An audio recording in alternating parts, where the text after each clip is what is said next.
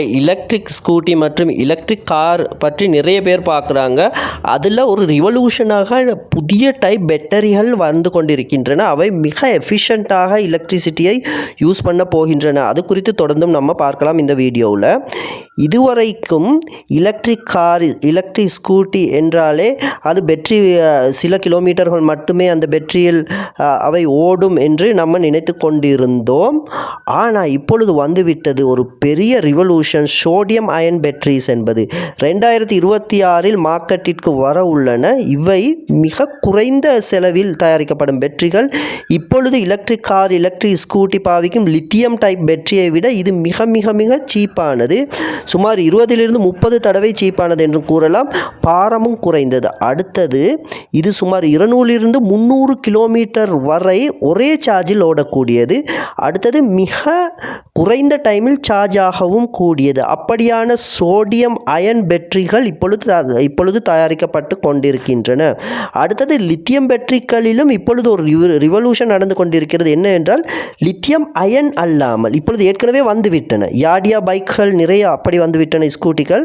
அவற்றில் பாவிக்கப்படும் லித்தியம் பேட்டரிகள் lithium solid பேட்டரிகளாக இருக்கின்றன. லித்தியம் அயன் அல்ல, சொலிட் பேட்டரிகள்.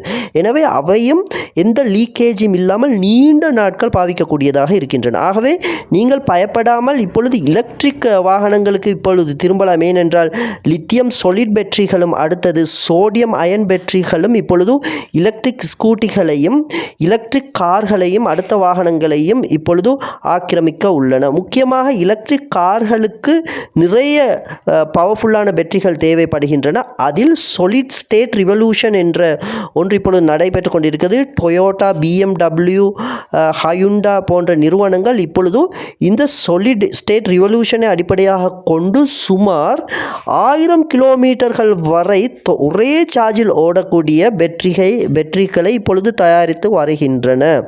எனவே 2026 சுமார் 1000 கிலோமீட்டர் வரை எலக்ட்ரிக் கார்களோடவும் 2026 தொடர்ந்து வரும் ஆண்டுகளில் அடுத்தது சுமார் 200-300 கிலோமீட்டர்கள் வரை எலக்ட்ரிக் பைக்குகள் ஓடக்கூடியதாகவும் டெக்னாலஜி வந்துவிட்டது. அதற்கு காரணம் இந்த சோடியம் பேஸ் பண்ணப்பட்ட பேட்டரிகளும் அடுத்தது லித்தியம் சொலிடாக உள்ள பேட்டரிகளும் ஆகும்.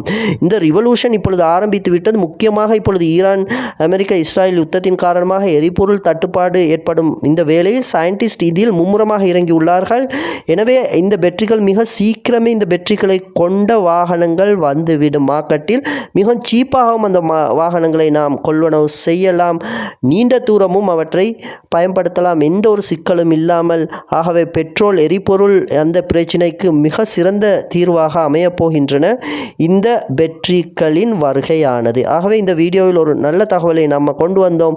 இந்த எரிபொருள் பிரச்சினைக்கு தீர்வாக வரவிருக்கின்ற சோடியம் அயன் பேட்டரிகளும் மற்றும் லித்தியம் சொலிட் டைப் பேட்டரிகள் பற்றிய தகவல்களை, இது மாதிரியான விந்தியான வீடியோக்களை தொடர்ந்தும் இந்த சேனல் உங்களுக்காக கொண்டு வரும். ஆகவே எம்முடன் இணைந்திருங்க, சப்ஸ்கிரைப் பண்ணுங்கள், லைக் பண்ணுங்கள்.